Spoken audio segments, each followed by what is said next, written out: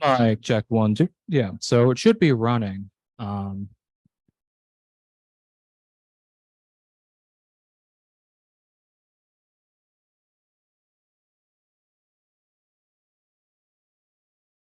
Test.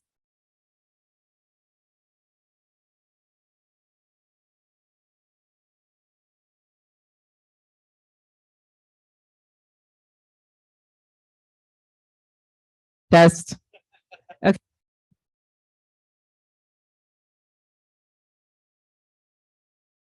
Let's go Zoom also. Testing 1, 2, test. Okay, I think we're good. Oh, get started here. IT issues. This conference is being recorded.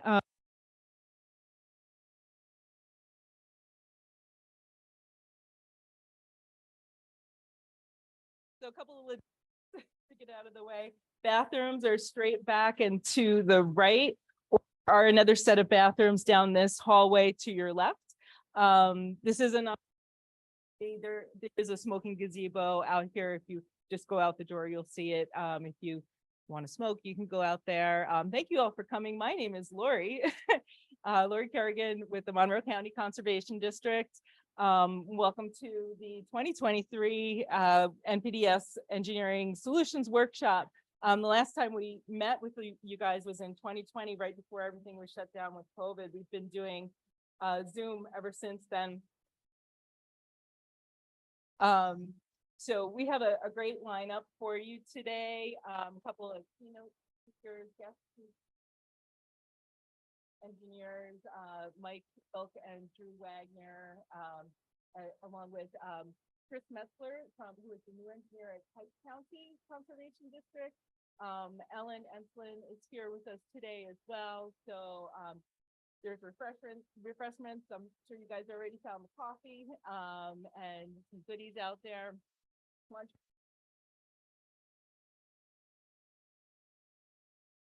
So please go see them. They are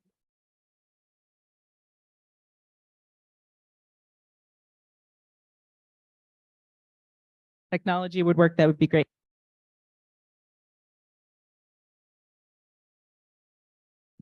I think MJ has left us. Raffle as well. So hopefully you got your tickets when you signed in this morning and got your name tags so we can all know who everyone is. I recognize a lot of faces here.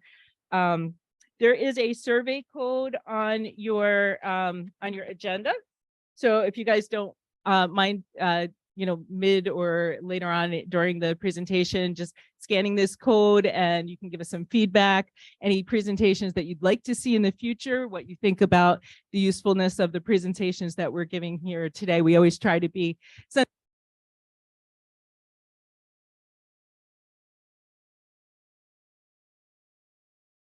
our first speaker is John Jackson.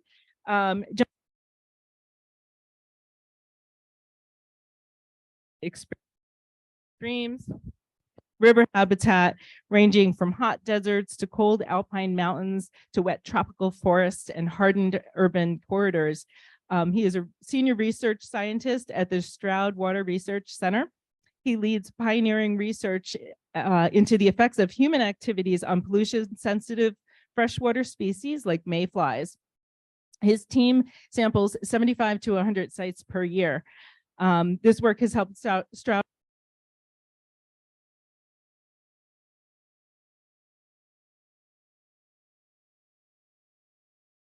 in entomology from the University of California, Arizona State. So I'm going to, without further ado, send this microphone over to you, John. Hi. It's going to see if we leave it alone, if it'll work. Yeah. So it is being recorded through Zoom and they can only hear you through that. So it's on and it's off. Thank you. It's wonderful to see a full room of people.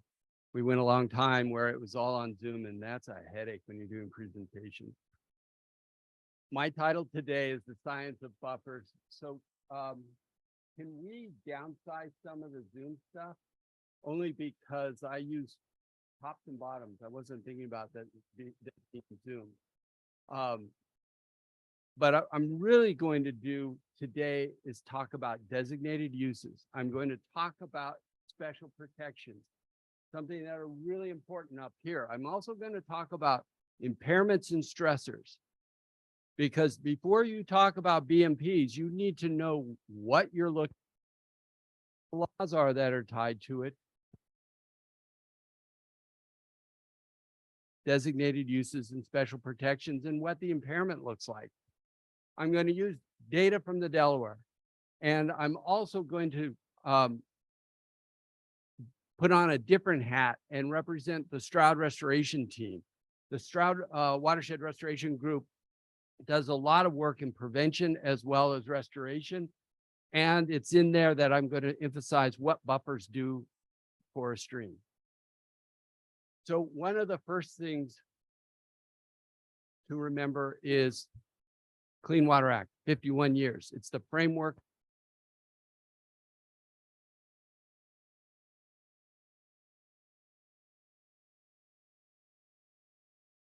to remember.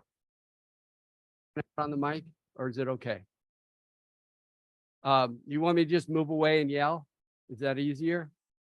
No. Oh, because of the Zoom guys. So sorry. One thing that people don't realize is the Clean Water Act is nothing more than an amendment. That they've been fighting pollution, the Federal Water Pollution Act, 1948, Pennsylvania Clean Streams Law, 1937. Actually, in the early 1900s, fish and boat, whatever they were called then, had a law that was passed that made it illegal to dump into waters if it hurts fish. They've been fighting for streams for a century. And as you'll soon see when I show you where we're at, we haven't always succeeded on that. With the Clean Water Act, it broke things up into these three terms that I use. They're not the legal terms: swimmable, drinkable, fishable. In other words, recreation, potability, aquatic life, and all other protected, legitimate uses of the waterway. It balanced the discussion. It's not one use can overwhelm all uses. And therefore, not one player in a community can overwhelm the voices of the entire community. Fishable is where I work. That's really aquatic life, but it's also about chemistry and physical parameters, the three of them. And when we're looking at biology, we're mostly looking at every state in the union monitors bugs. Every developed country in the union or in the world monitors bugs. It's a universal tool. Many of the developing countries are. Primarily, it's aquatic insects, but what's also our other invertebrates: crayfish, snails, mussels, worms. They're all players in this. Mayflies, stoneflies, caddisflies, fish food, fly fishermen love them. They're our primary tool.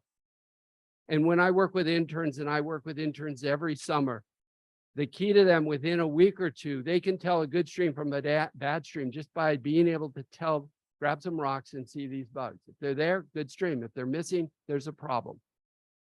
That works anywhere in the world outside of Antarctica. So why monitor them? Because they are a really good canary in the coal mine. They tell us what's going on, sampling that water quality 24/7, 365.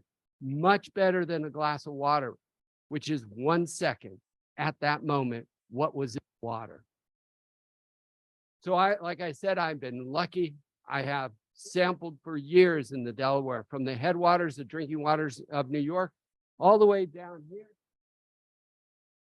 Little old white clay, last tributary in Pennsylvania to the Delaware. That's where the Stroud Center is. But impairment is about biodiversity. Biodiversity is in your backyard. And the loss of biodiversity is all of your problems when you're doing stream work, because that's what we're measuring. So in a good stream, what I have here is a macroinvertebrate score. And it's just taking bugs and translating it 0 to 20. 20 is a great score. 0 really stinks. I've only sampled a few zeros, and they were down by the Stroud Center, actually in Trout Run. Not many trout in the 0. A good stream's going to have, whoops, that's interesting. That really rips. A good stream's going to have 15 to 20 families or species, actually sensitive species. A fair stream is going to have about 50% less than that, down to about 10. A poor stream is going to be in the 0, 1s, and 2s. It represents a 50% loss to be fair, a 90% loss to be poor. 90%. 90% of your canaries in the coal mine.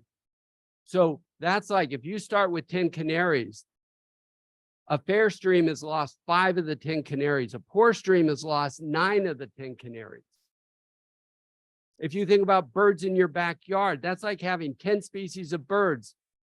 The impaired waterway, this 90% lost, they got 2. It's starlings and English sparrows.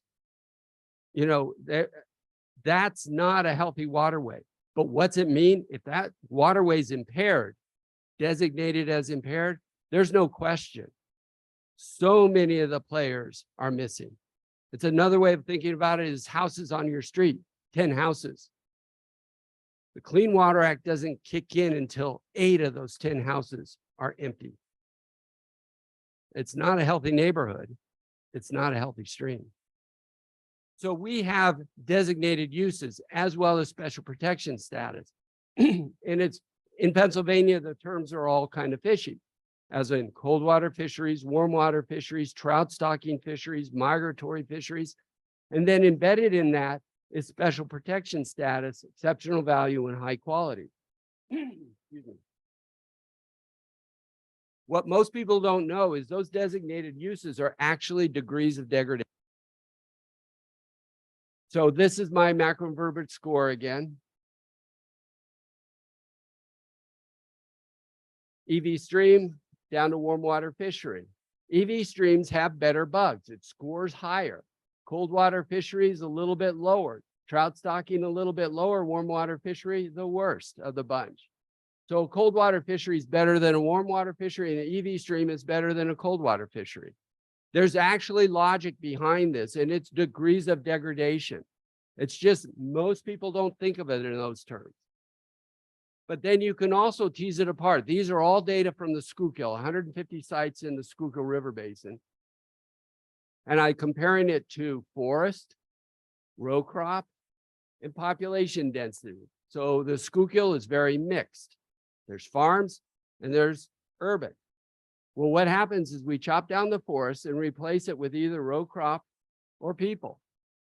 So our degraded streams tend to have more farming and more urbanization. And in many cases, it's in the same watershed. That's a characteristic of southeastern PA. It's very mixed that way. So as we degrade the streams, we decrease the quality based on the designated use. We decrease the quality of macroinvertebrates. We decrease forest cover. We increase ag and development. So if you're just interested in forest cover, and that's a universal, that's where we started, EV and high quality HQ, high quality cold water fisheries, they're quite often 70% forested. Cold water fisheries, high quality trout stocking are in the 40 to 60% forested based on these data. The trout stocking warm water fishery, 25 or less. That's how much forest. In other words, 75% of the watershed has been modified.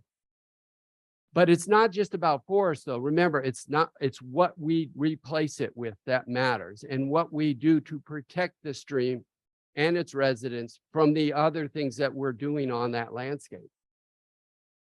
So how's the world look? Well, these are data from EPA for our region, referred to as the Southern Appalachians. They consider 47% of our waters impaired. This is out of the integrated report, came out in 2022.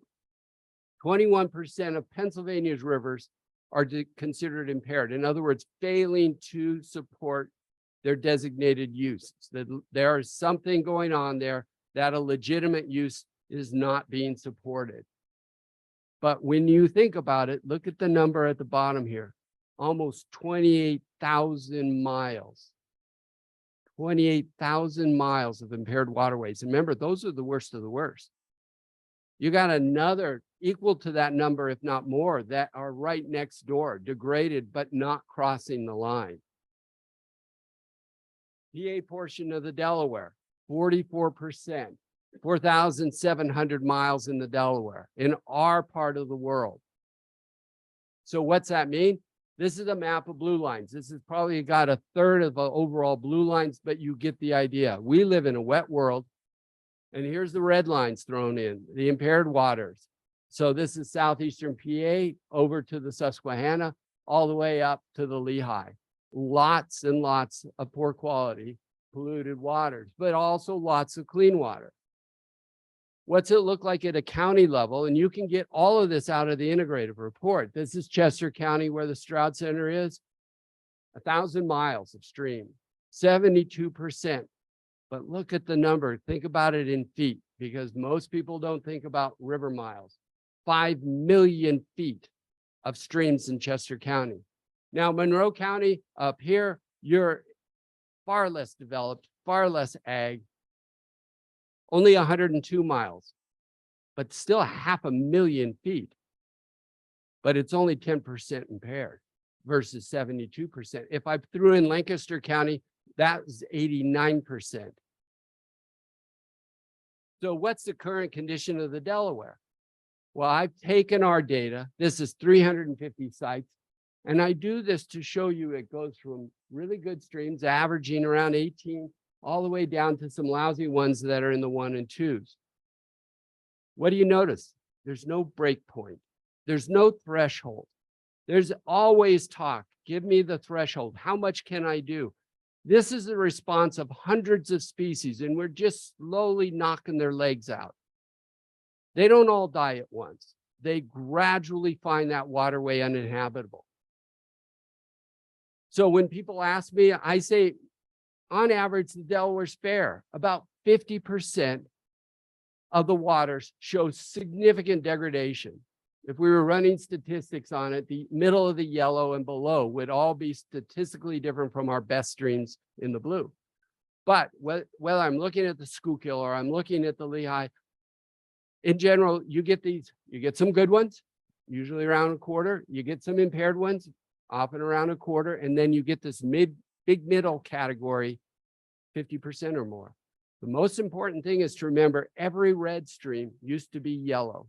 And every yellow stream used to be blue.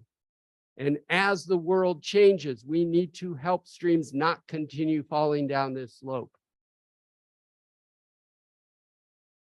And remember that these are major changes.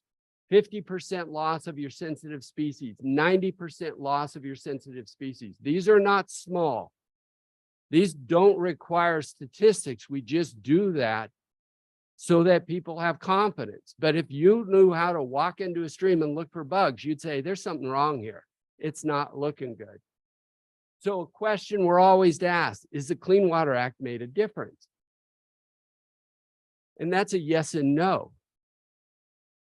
But if it's all about hitting the blue line, which is the way it was kind of written, no, it hasn't restored our streams. We're right here at the green line, about on average fair, when the goal was to get to good, hopefully.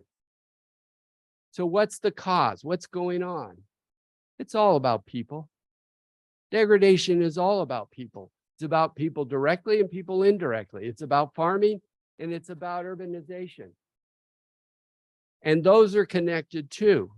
We always need places to live. We always need food to eat. We need places to work. The impairment tells you that we're out of balance. And the goal is to get or reestablish some balance. So think about it always. It's really about us. It's about our choices. It's about our decisions. It may have been decision today. It may be the decision tomorrow. It maybe was yesterday. But it was all about choices. So what can we do better? When I get asked this question, though, when you look at those data, the answer would be no, but I would say the answer is actually yes. Have conditions improved or maintained? Yes. No one ever tells you this. And none of the players that were in the game in 1972 still have a voice. Remember, the 50-year-old is now 101. The guy who helped administer this new act. And the young technician who was 25 is now 76 and not in the workforce. So we've lost the voices, but we can tell that it's made a difference because you can see it, you can smell it, you can feel it. Rivers aren't burning. That was a common thing. It wasn't all about Cuyahoga. This is an article in the New York Times from the 1890s about the Schuylkill burning. Anywhere you had refineries and woody debris, you had fires. You don't see these nasty discharges, filthy water going into our waterways. You don't see colored, slimy, scummy streams flowing into other streams. You don't see dead fish. All of those things are how we got the Clean Water Act. It didn't require data because you could see it, feel it, smell it. Now you can't see it, feel it, smell it, but that's our problem. We still have challenges, but the public doesn't engage because they can't see our pollutant the way they did before. So what does the data tell us? That's where monitoring come into play. And this is where we're really lucky in my part of the woods. And that is Chester County formed a partnership way back in the late 60s, early 70s between Chester County Water Resources Authority and USGS, and they monitor sites throughout the county annually. And these are some of their data: French Creek, Pickering Creek, Valley Forge. These are all southern tributaries to the Schuylkill, suburban Philadelphia. Look at how every one of them went up. In other words, French Creek goes from 8 to 16. Pickering Creek went from 6 to 12. Valley Creek went from 2 to 6. Every one of them increased. Unfortunately, not much lately. We saw massive improvements until the mid-90s, and we've kind of leveled off since then. So if we take the data I showed you before, but think about if we had time embedded in that data set, in all likelihood, in 1972, this line was somewhere around here, and all boats floated up. And we were lucky enough, we looked at 11 sites in Bucks County that we did this. 1970s versus 2011. Of the 11 sites we looked at, all went up or were equal. So after 50 years, the Clean Water Act hasn't restored our streams, but they are better, and own that message, because nobody says that out loud. They are better. We have made a difference. But why are we not making a difference faster? No one ever asked that question either. So I came up with 4 ideas I'm going to share with you. Not enough things, and we've missed things. Not enough time. I don't like to throw the county I'm in under the bus. So this is Lancaster County. When I'm in Lancaster, I throw Chester under the bus. You know, the farm, 1700s, you cut down the forest, the towns start forming, you have industrialization, first conservation districts in the early 1940s. Lancaster formed their district, 1950, Clean Water Act. We started doing restoration, really focusing on streams as opposed to just pipes in the mid-90s. It's not very long. It's not long at all. Considering we spent 300 years mucking around in these watersheds, how are we going to fix them in a few decades with the thousands of miles of impairment? Another thing that's often lost on people is the stressors haven't sat still. These are populations by county for Montgomery, Bucks, and Chester County. All 3 of them from 1960 to 2010, increasing. Doubling in Chester, doubling in Bucks, going up 50% plus in Montgomery County. More people, more living spaces, more intense use of the land. Our pollutants change over that same time period. This is a pesticide. Some of you have heard about the neonics. You heard more about them in Europe and bee death, but it's showing up now in the US in terms of conversation. This is US use of 3 different neonicotinoids, as well as the total on 2 different crops. Yellow is corn, green is soybeans. This wasn't in our conversation in 1972 or 82 or 92. It doesn't start showing up until 2004. It's a stressor none of us talked about, and none of us prepared to prevent reaching the waterway. Not enough intensity. You know, most of our restoration work is very, very local, very one property at a time, one landowner at a time, and sometimes one BMP at a time. Like I said, Chester County, 1,000 miles, 5 million feet. Well, all of you know about restoration projects, and 1,000-foot project is considered a pretty good project. Chester County alone would have to do 5,000 projects to deal with the worst of their worst streams. We celebrate a year where we get 10 or 15 done. Not enough being done when you think about the lift that we're looking at. Monroe County, a fraction of that, because you only have 120 miles, but it's still 539 projects. Where we celebrate 5 or 10 in a rural county like this, we're talking bucket loads of projects or reaches of streams left untreated. So how do we make progress? We have to intensify. Wrong prescription. This is a delicate issue. Nobody wants to be told they're doing the wrong thing. And nobody's been telling us we're doing the wrong thing, or at least we're not willing to hear it. So we've had a lot of focus on in-channel work, on stream banks, excess sediment, eroding banks. These are before and afters. You can go anywhere in the web and find those things. The most interesting thing from our perspective, being watershed ecologists, is people are inclined to be in the stream. They're not inclined to be up in the field. So in 1995, we started doing stuff like this for years, and the model said this would solve our problem. But fixing 1% of the watershed is going to have little chance of cleaning up our problems that are coming from the other 99%. It was a path of least resistance. I mean, common sense told us this, but now the data tell us it. This is true for stormwater as so hydrologic studies. Claire Welty, Rob Traber had a grad student, Clay Emerson, he's over at Princeton Hydro now.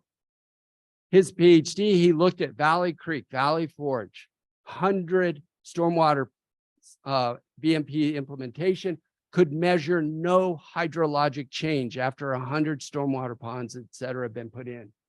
Andy Miller down in BC, University of Maryland, Baltimore campus, did a similar study, 2021. 5 watersheds with a gradient of stormwater implementation could not measure a change in the hydrograph. Look at the time difference, 17 years apart, exact same outcome. These guys know about it. Nobody's talking to you about it.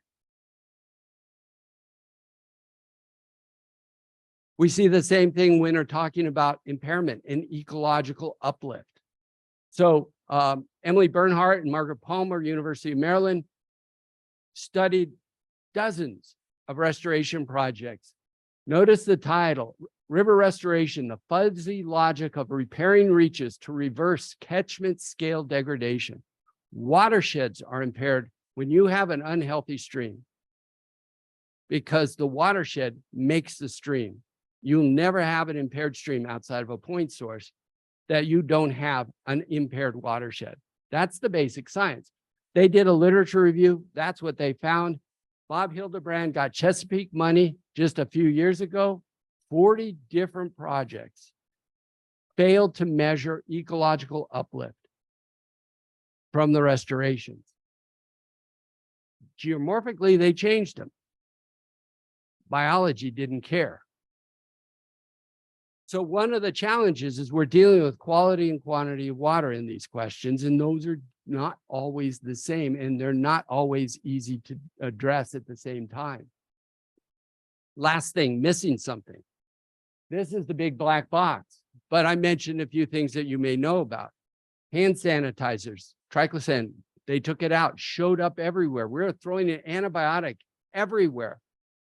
So they took it out. That wasn't on our radar. It wasn't even regulated. PAHs and coal tar derived PAHs. This is asphalt sealants. West of the Rockies, not a problem. East of the Rockies, this stuff will kill a stream. The city of Austin discovered this. It wasn't scientists. It was the city of Austin, and then USGS ran with it. Any kind of herbicide, insecticide showing up in farm use and then in the water coming by to the stream. The city of Austin is one that I use to just remind me that, you know, this was just a bunch of people on the ground saying something doesn't make sense. Why is this stream dying? It wasn't until they ran bioassays on the water and on the sediment that they realized that both were toxic. And then they went above a big parking lot and it wasn't. It was that simple and that lit a fire. Now you can't buy this stuff, or it's much harder to find around here than it was before. Road salt. I could talk to you guys about road salt till the cows come home. In fact, last night I did a whole presentation. This is something that wasn't on our radar, but unlike PAHs, unlike bactericides or pesticides, people know this. In fact, when I talk about a road salt problem, all I see are heads shaking because people have watched their parking lots turn white, then get rained on and turn black again, then they get salted again. And they know. Where else do we put tons and tons and dump truck loads of something on the landscape and never ask the question, you think this is okay? Nobody asked that question. Well, now we do. So this is road salt use in the US, 1940 to 2022. We just updated this. You see where the Clean Water Act kicked in. So those of you who ever heard your parents or grandparents say, God, we never salted when I was a kid. That's right. Pre-1960, we used only less than 2 million metric tons. So take that number 10, multiply it by 1 million, and then by 2,000. That's how many pounds of road salt we use in the US annually. Clean Water Act kicked in. We had just started using salt kind of intensely, 5 times more than what we did in 1962. Now we're at 24 or 25. Which is fully 12 times higher than 1960. Where do you think it's going? It's going right into our groundwater and right into our streams. This is a groundwater contaminant. I could take you out in a winter like this and you would find excess salt everywhere because it's got 50 years of groundwater contamination. So here is White Clay Creek at the Stroud Center in black. Rural, 2 roads, no increase over this time period. The blue line, excuse me, is Brandywine Creek at Route 100. So anybody going down to Baltimore, you drive over this thing if you're not on 95. Red line is Valley Forge, is Valley Creek at Valley Forge at the Turnpike, urbanized. At this point, they're 30 times background. Brandywine is at 10 times background, but notice the trajectory. None have really leveled off. Well, what we've done, and this is a great slide, and I can't believe how long it took me to find a slide to get you guys all connected to road salt as well as your other pollutants as a groundwater contaminant. So you're familiar with the idea that, oh, farms cause groundwater contamination. Oh, and leaky septic tanks can cause groundwater contamination. But a chunk of our road salt goes right into the groundwater, just like leaky wastewater lines do or industrial chemicals do. So those of you who have PFAS problems are well aware that that's a groundwater contamination problem. Road salt at this point isn't about the winter. It's year round. And I worry more about August, September, October when the temperatures are hot and the salt is still high, high, high. Last thing. So these are the 4 things. Not enough time, not enough intensity. We've done the wrong things and we've missed something. That's why we've leveled off, in my mind. So what are we going to do? We have to try to do more. We have to do better things. If we do the same things, we're going to get the same results. And the data are in. We're not moving the needle. Second, we have to measure this response. If we don't measure increases, we have to step back and say, it's kind of like driving a car without a speedometer. If you're and you're blind, you can't tell how fast you're going and where you're going. Data are essential. Last thing, and this one's a tough pill to swallow. I think over the long term, regs are going to change. If for no other reason than the demand for clean water, clean streams is not going to decrease. It's going to increase. That's just the way it has been for a long, long time. So we emphasize buffers and we emphasize things that we know work. We know that wide setback fences, getting the cows out of the stream, helps the stream. We know that if we work in a barnyard and clean up the barnyard, we break the connection between the barnyard and the stream. We know if we add a wide forested buffer, it has a positive impact on that stream. So we get the farming out of the floodplain. What do we know about these buffers? This is all the functions that we know buffers affect: flow, runoff, erosion, temperature, geomorphology, food resources, nutrient processing, and organic matter. The pictures over on your left there are the same stream on a bridge. Looking upstream, it's narrow. Looking downstream, it's wide and shallow. Exact same amount of water. When you don't have that forest there, the grasses come in, the grasses capture the sediment, and they narrow the stream. And we have pictures from the 20s and 30s. This was already in place 100 years ago. But if we plant trees, it naturally widens on its own in about 20 years. So what are the buffers doing? They're barriers, they're filters, they're habitat. You keep that in mind because a lot of times we talk about it just as, what's the model say? Nitrogen, phosphorus, sediment. There's way more going on out there, and those other benefits are really important to the stream and also to the community. So what do I mean by a barrier? Well, if we don't put a sign up, we end up using streamside as though it's no big deal. Whether it's cows or farming, we'll go right up or into the stream with all of our activities. That's true in the ag setting. That's true in the urban setting. The only time we recognize that, oh, maybe we went too far is when flooding occurs and we lose property. And then we're like, oh, whose dumb idea was this to build in the floodplain? Common sense tells us that stream owns that streamside area. It has to, because at times it needs it. It defines its character and it defines where it can go when it tries to move. Filters. This is something you probably all heard about. It's about trapping. It's about processing pollutants. It's not hard to believe if you've got row crop all the way up to the stream that whatever you're applying to that row crop is going right to the stream. This is the exact same stream. The row crop has just been pushed back right there on the far left. So they're still doing corn. They're just not doing it next to the stream. Well, we know wider buffers do more.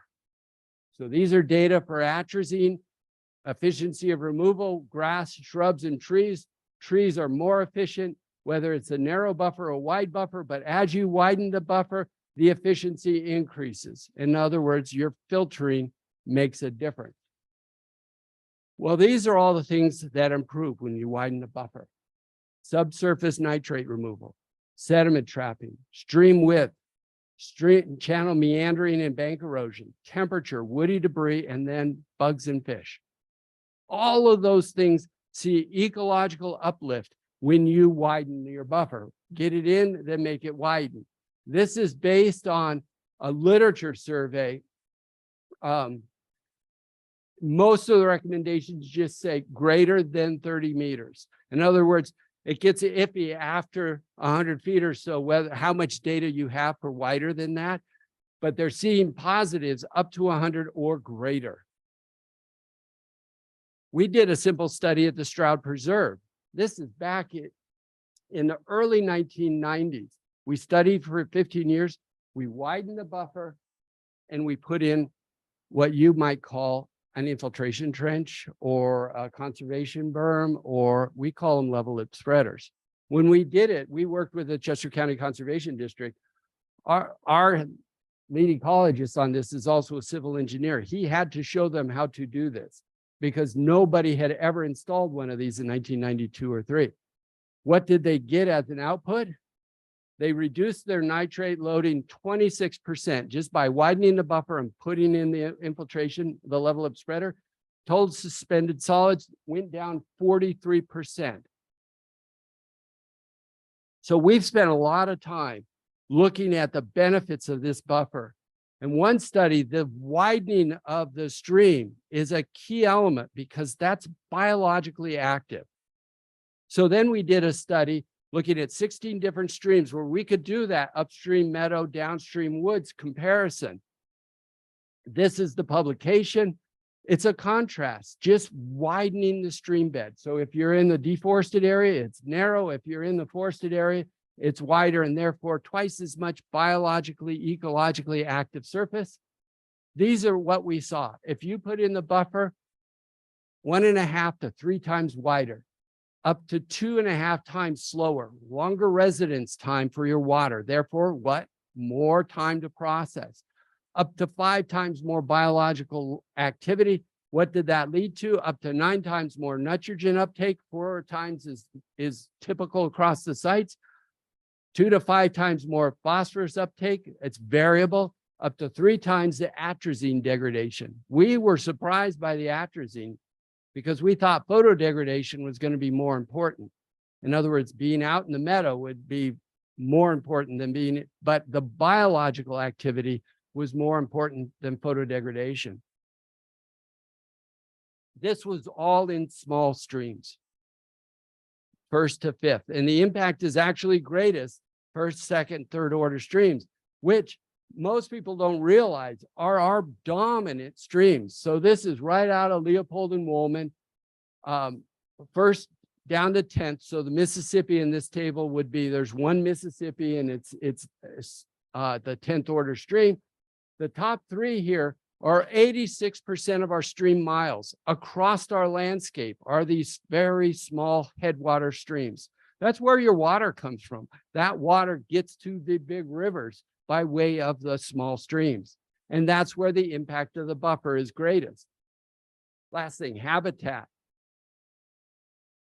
Aquatic and terrestrial. So I mentioned that you get a wider stream, you get woody debris, you get the idea that in the aquatic world, these things are connected. But there's also a terrestrial component. If you were talking to an ecologist out west, this is what they've been talking about since the late 60s, early 70s. Preservation of riparian zones as wildlife habitat. Well, it's much easier to understand when you're in the desert than it is when you're in Penn's Woods. But it's also true here. If you want to have these iconic aquatic species, you have to have a riparian zone and a healthy stream. These guys are all tied to a healthy stream. We'll never save a stream based on bugs. It's going to be fur, feathers, and fins. That's how we talk to the public. And wildlife connections and fish connections are a huge part of that conversation. And that buffer you put in, even if it's on farmland, is a great community value because of the wildlife benefits. But the buffer cannot be the only solution. Any of you who've ever watched a big rainstorm have seen water crashing, and this is a really wide grass buffer. It's easier to get a picture of it than in the woods, just pushing through. The buffer is the last line of defense, not the only and not the first. So our approach is what we call whole farm. We look at and say, what are all of the sources of pollution here? So that means getting animals and farm practices out of the floodplain. That means controlling the barnyards, manure management, public roads. We will help with stormwater on a property if we think it's aggravating erosion across the property. croplands and pastures, we're investing bucket loads of time into soil health and nutrient management, because if we're not taking care of the soil, how do we expect that watershed to function well? Again, that's 99% of of the landscape is in the soil, and then aggregated. You can't see ecological uplift if there's 20 farms in a stream and you address one. It's not measurable. I figure 75% minimum before we'll see the floating boat a little bit. So this is how our restoration team looks at it. They look at all the sources, and this has been an evolution. When we started working with these guys back in the 90s, we were lucky to get a fence. And we were really lucky to get one tree, because everything else was considered a taking. But these farmers have learned, and they want to be good stewards. So it went from one tree to 18 feet, to 35 feet, to 50 feet. The science says, even in this setting, you're going to get uplift to 100 feet. People tell us you'll never get 100 feet. Well, we get 100 feet. It depends on the farm. It depends on what's possible. But it's about having that conversation and building that relationship with landowners that's consistent over time. And the message is always, wider is always better. But the whole farm approach is passive stream and stormwater restoration. But we are not bulldozing streams. We are not rearranging streams. We're not bringing in substrate. We're letting it passively heal itself. So it's often about cost and benefits and things like this. So I had the restoration team run me some numbers. And these are prices per pound. Say you're focused on nitrogen. Look at the price per pound for cover cropping. $5 a pound. Cheaper than buffers or buffers in livestock. And livestock, by the way, adds a huge benefit to the buffers. You don't want to put in a buffer and not keep the cows out. Another example, this is sediment over here. Livestock exclusion and a buffer, 32 cents a pound. Cover cropping, 12 cents a pound. So I had them do two calculations. These are 6 farms in Lancaster that they did. These are real numbers. This is what it costs to do them. If you look at the top, it was 2.4 miles of stream. It was 26 acres of buffers. It was almost 300 acres of cropland. They didn't give me how many acres of pasture it was.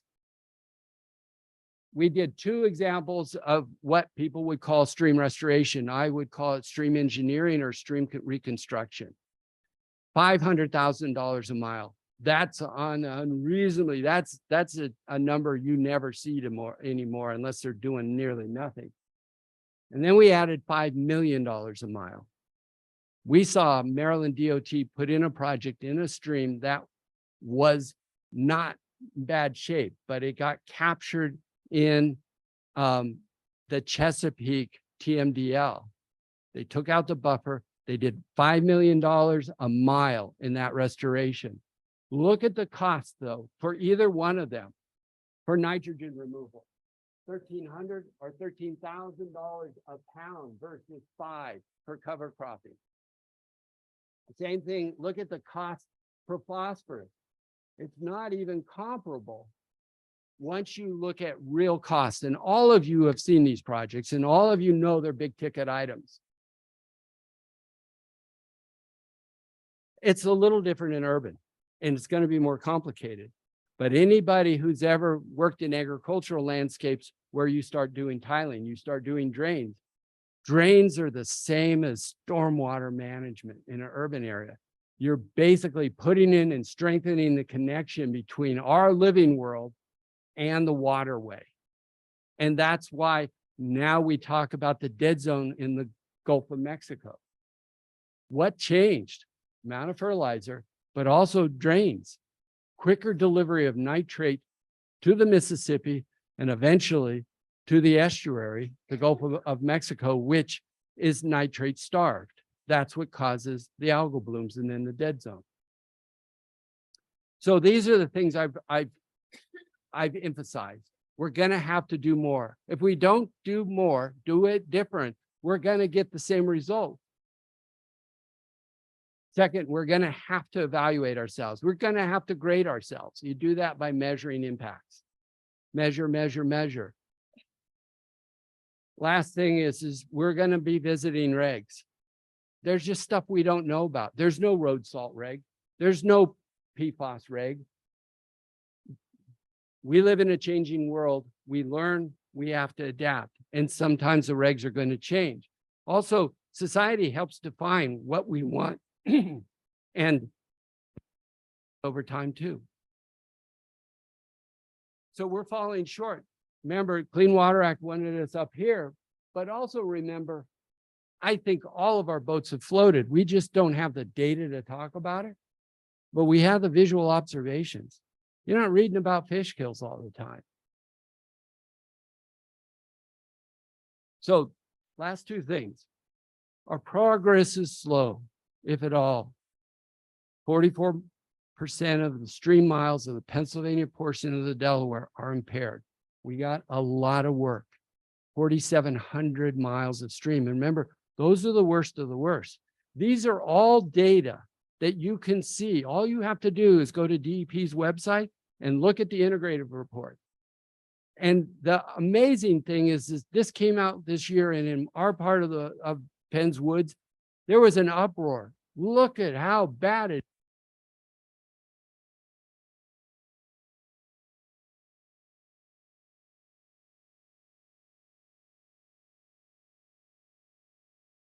Easily.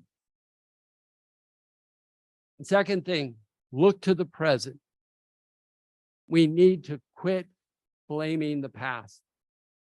When we're talking about the legacy sediments and the mill dams or this, that, the only time I really think the past plays a big role is in mining. And that's because the past becomes the present if you're dealing with abandoned mine drainage. And guess what? The nice thing about that is those are some of our most successful restorations because it's a single source, a known stressor, and one that's somewhat easily taken care of. But drive your landscape and think about the stressors that you see happening today or tomorrow or next week. You know, farming's an easy example. You can go into the urban environment and see the exact same thing. We're doing things today that are directly connecting to that stream, that waterway, and contributing to its impairment. So that's what I have. Thank you very much.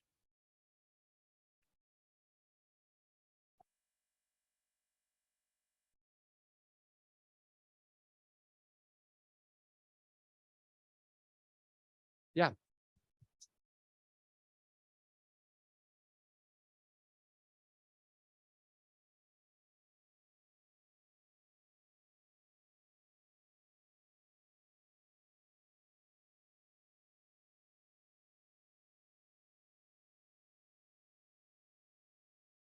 Well,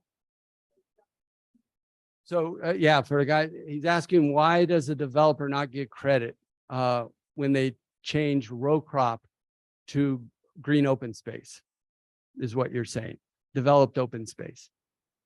First of all, developed open space is generally not benign. It correlates very well with the other intensive urbanization. It's a very good predictor of stream degradation. If it feels like I threw ag under the bus, that's only because those are my best examples. There was a time when people said urbanization or suburbanization would obviously result in stream improvements. That was a sales. Ag is intense, urbanization is intense. It's very hard to find a healthy stream in either environment. So I can't explain a credit system, but I don't think of it. Farmers are not doing anything wrong. They're doing exactly what we asked them to do. And developers are doing, you know, that's the thing. It's about the public stepping back and looking at the data and saying, well, this isn't protecting streams. So really, what do we do that's different? Don't look past what we got credit for. Look forward to say, how do we promote things that work better. That's why I emphasize the things that we know in an ag setting result in better streams. When we redesigned the stormwater at the Stroud Center, we got a standard design till we asked the designer, well, we don't want to pipe to the stream. And they said, you don't want to pipe to the stream? We said, yeah. Bern Sweeney, the director of the lab, asked for it. And she said, and he goes, can you do that? And he said, well, yeah. Or she said, I can do that, but no one ever asked for it. It's about asking for something different. That's going to be the first step. Just like people didn't think about buffers in 1980 or 1990. Now those farmers know to expect them because the message has been consistent and the science is there that says that this will help. But the science is also there that says, but it can't be the only thing. You can't just put a Band-Aid on it. You have to promote other pollution reduction activities. Yeah.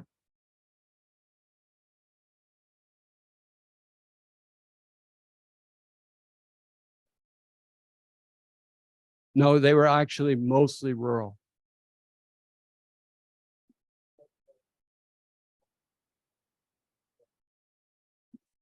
Not in our paired stream, wide stream, narrow stream. Those were almost all rural streams, agricultural landscapes.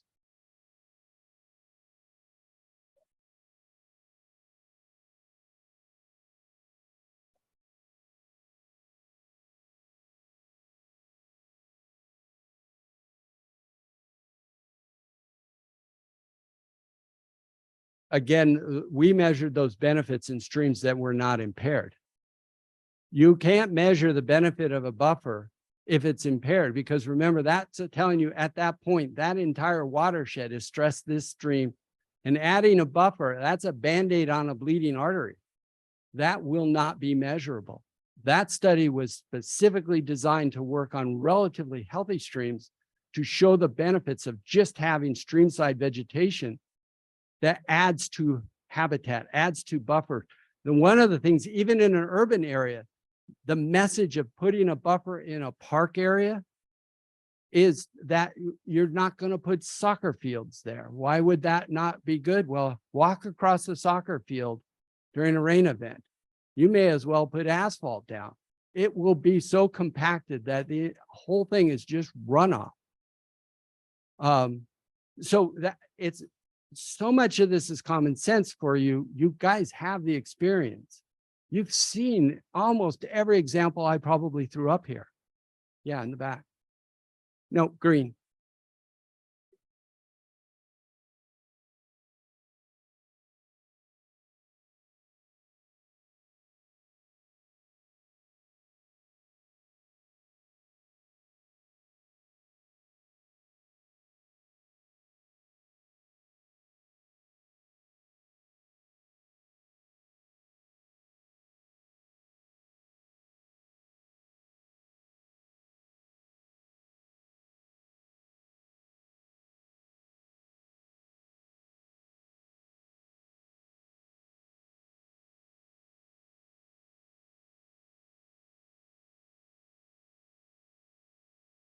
If you're the person who lives in the urban area, the last thing you want is everybody to abandon them to pollution.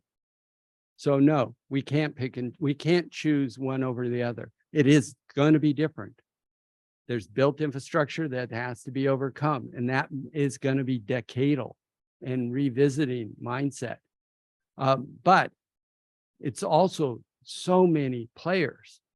When we work with a farmer who has 75 to 200 acres or whatever, that's one voice. Of 10 houses per acre. You've got 10 times as many voices. If it's 20 houses per acre or 20 homes. So you can see how it amplifies, and bringing all those other voices on board is one of our challenges in the urban areas. But it's also about rethinking things. You're doing today things in stormwater. There is now that's going to change. They're redoing the stormwater manual. I don't know what it's going to look like, but I've heard it's massive because this field is changing. And what we did 20 years ago and 10 years ago is going to be considered less than optimal. But the other thing is we haven't been talking to our urban communities and our urban suburban communities about their role in this problem. And we have to start talking to them. Yeah.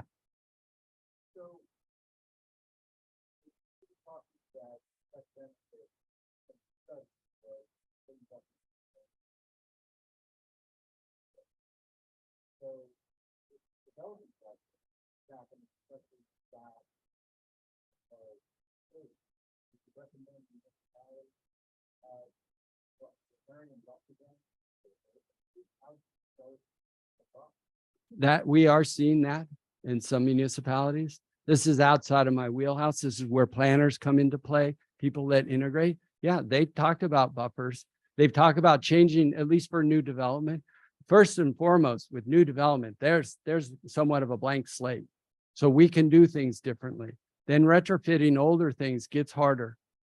But it doesn't mean we can't rethink it. Where we end up in the urban environment 50 years from now, I can't say, but I guarantee you it's not going to be what we're doing today because that field is changing. But it was a field that, was a little bit off of our radar. And you're going to see changes that are tied, we talk about stormwater for flooding, but in the stormwater stuff you've been designing, that the kind of event that usually causes flooding, it causes flooding because it overwhelms what was built, because it wasn't designed for that intensive 1 or 2 hour rain event that caused the flooding, or the 8 inches of rain over 12 hours. Or, it's so one of the things that's happening is, again, the purposes are the same, but redefining the approaches. It's in climate change, they're trying to deal with the new data when some of the new data are more intense storms. It's been almost a decade, but one morning I was driving to the lab, very rural. We got 10 inches of rain in 2 hours. It was a tropical storm that wasn't even organized anymore, that hit red clay and white clay, and blew out 100-year-old bridges in the red clay that had never seen anything like that. That's a rural landscape. Now, what would that landscape have looked like if we were doing soil health work then, like we're doing now, where we think we can increase infiltration in those landscapes, double it, quadruple it, maybe? Who knows? I mean, these guys that have done it, they remember when they first brought out porous pavement and they like to walk out with the bucket and pour it on the asphalt and it goes right in. Well, these guys that promote the soil health stuff are basically have that same mindset, that we can change the runoff coefficient on these landscapes just by making the soils healthier. In the red and back.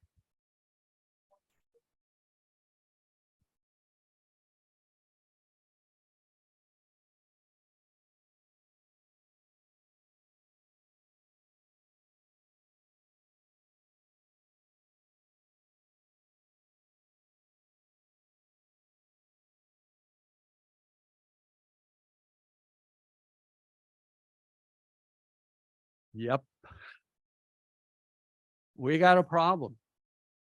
In this case, we build our stormwater filtration systems to grab certain things.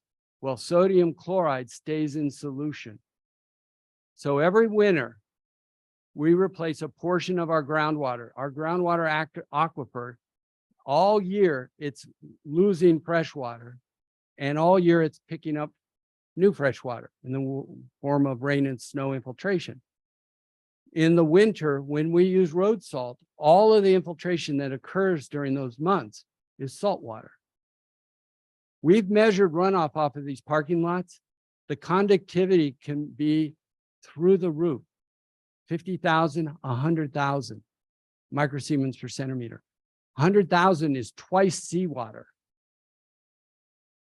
So it goes to your stormwater pond, and your goal with the stormwater pond is to infiltrate. So you just dump salt water, seawater into the groundwater.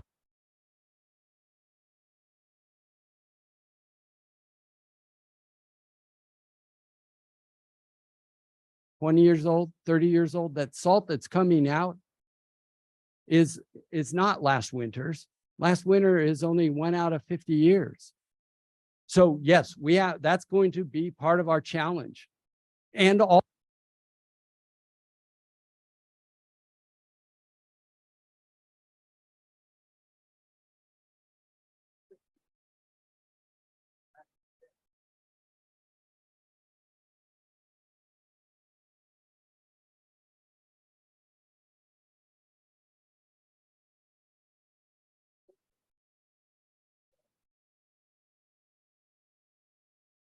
so the best two options that I've seen, and you're spot on. I did a talk out in Harrisburg. You know, the districts have their watershed coordinator meeting in the winter. This was just before COVID, 150 people in the room. I asked them, raise your hands if you've ever bought snow tires. Everyone here, raise your hand if you've ever bought snow tires or studded snow tires. Raise your hands if you bought snow tires in the last 5 years. Well, that's more than I saw before. There was a 0 out of 150. Here we might have had 10. And Lori, I need the count, so I'll adjust my new numbers. We've gotten used to not using other methods. So the guys in New York and Lake George went into Canada and got something called a live edge snowplow blade. It's a snowplow.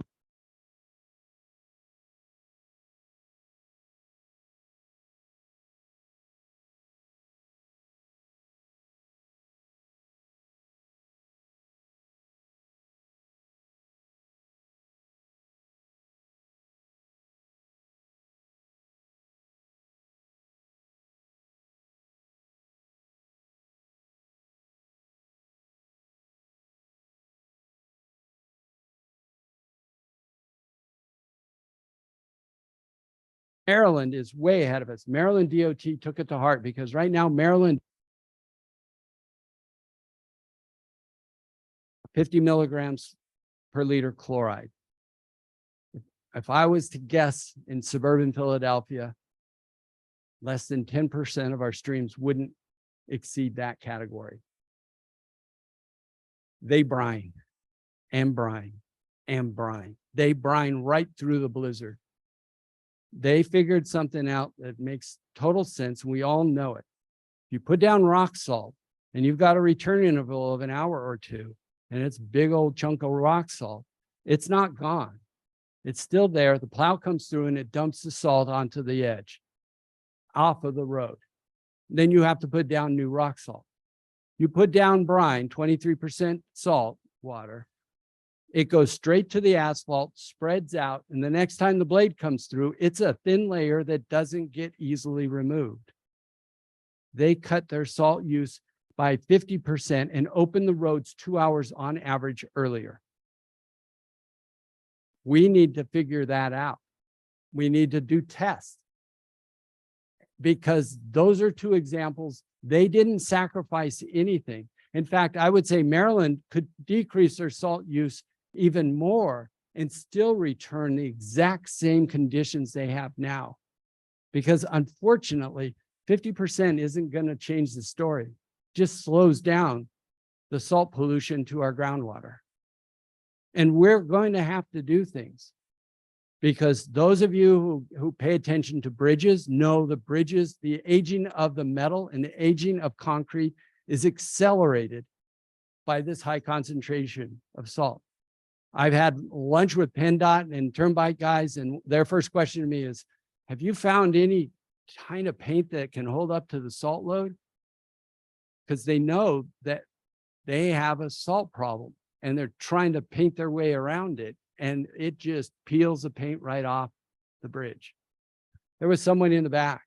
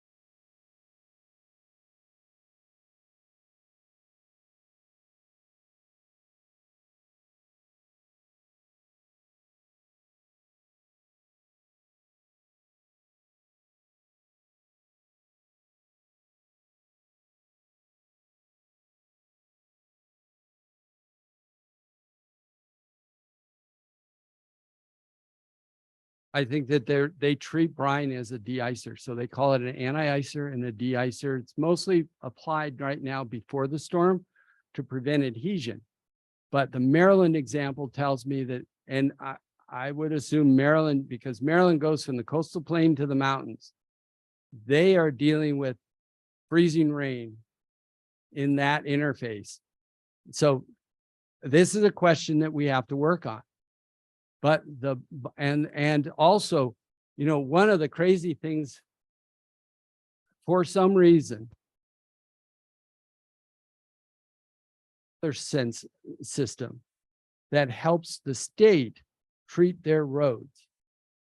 That information isn't available to municipalities. So you can buy a smart truck that's connected to radar and a computer model and a weather model that tells you, and you have a sensor reading your asphalt temperature, an infrared sensor right then while you're driving, that regulates what's coming out of your truck.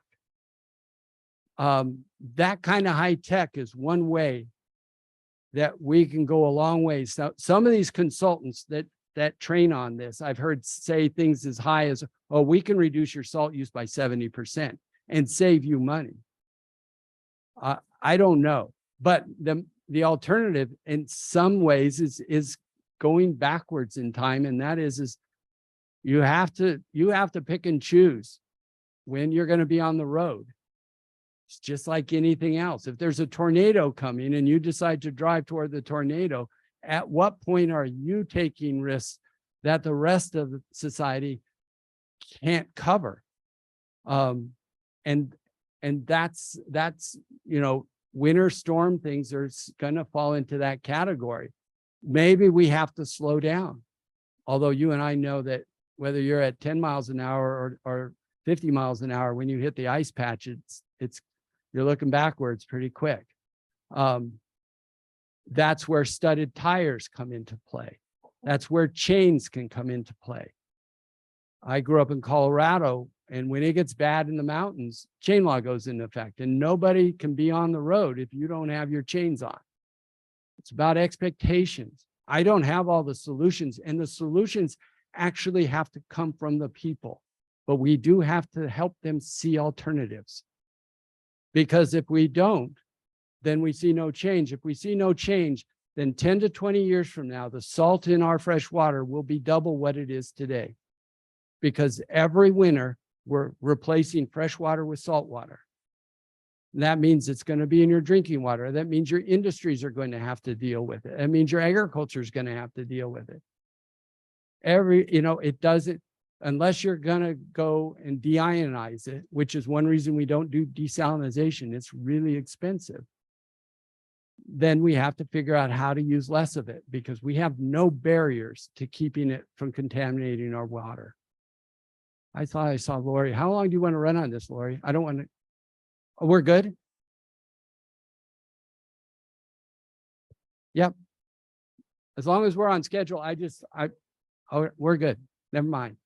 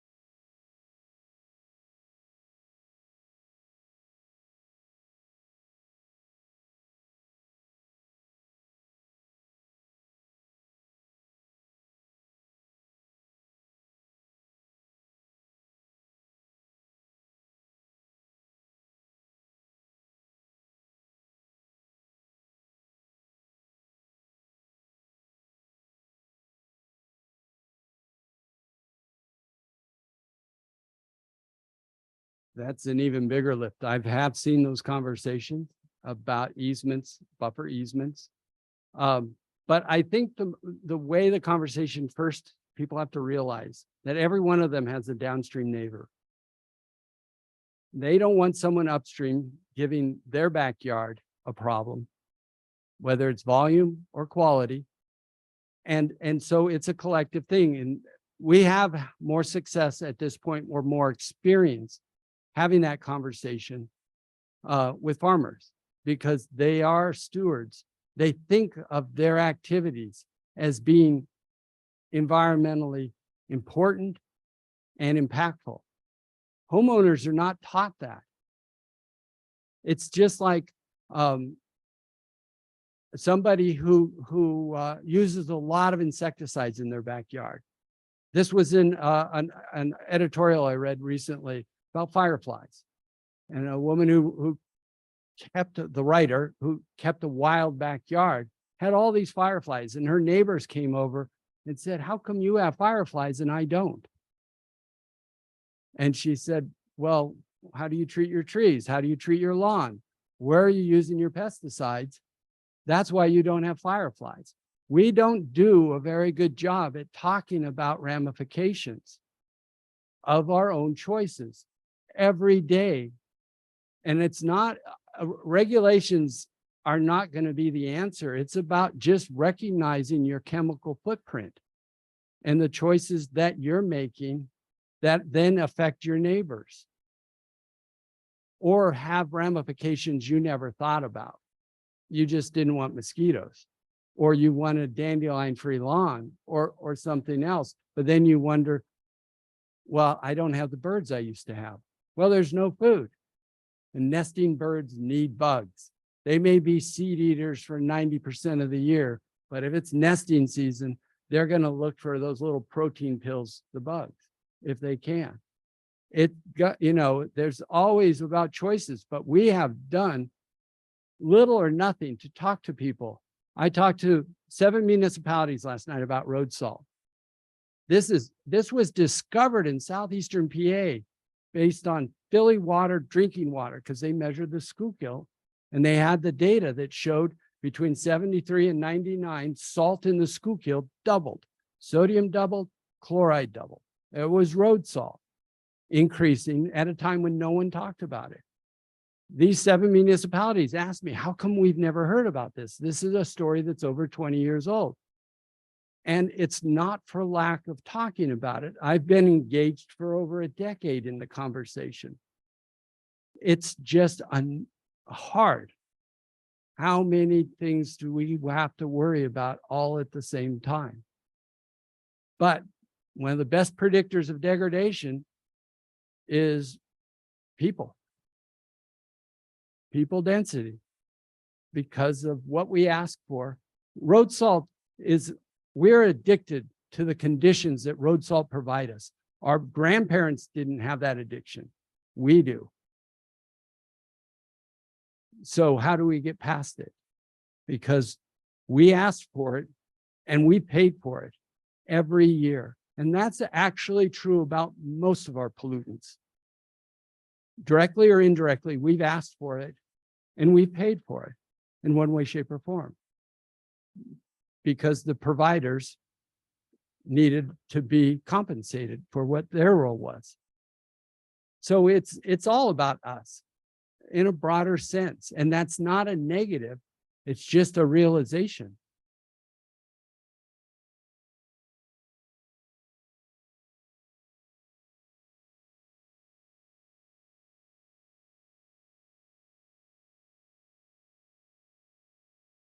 Yep, we have.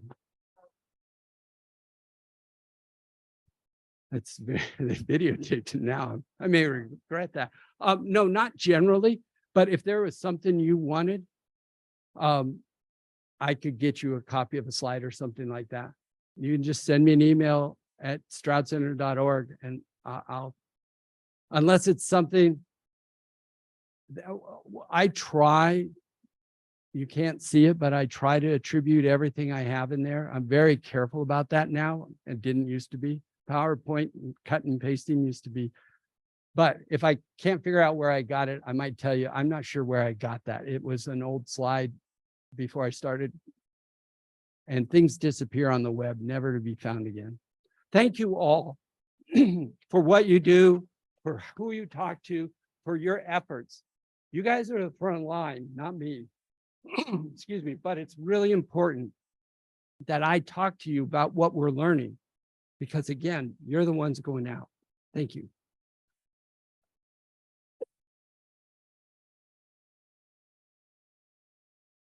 Thanks, John. That was excellent. We are going to take a 15-minute break. Please feel free to visit our vendors. They have lots of neat displays for you and giveaways. And when we come back, we'll do a raffle. So if you haven't registered and gotten your raffle tickets, make sure to see Ivana at our registration table. Thanks, guys.